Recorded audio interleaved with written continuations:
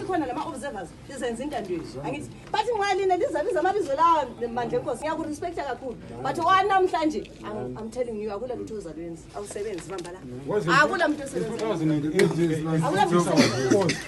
to vote for ZANU-PF.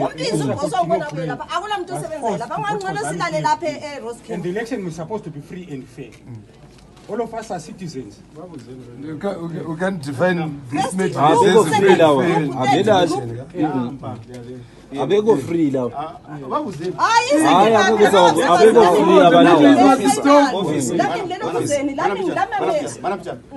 Election is lapha ama observer akho yakhona lapha. We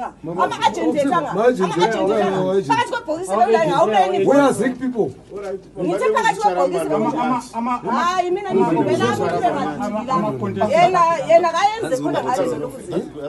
The ballot paper is still a grievance which you need to address when you are voting.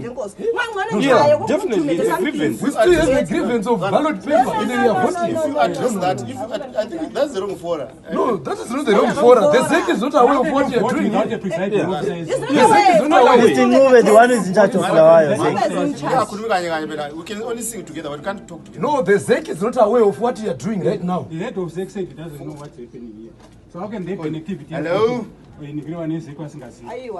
Chilo simba chaizo makadiniko. Ini ndiri agent andisi. Ndinofanirwa kuti ndione munhu kublawa ifoni yangu, kublawa kuphi. Ndingani vaisa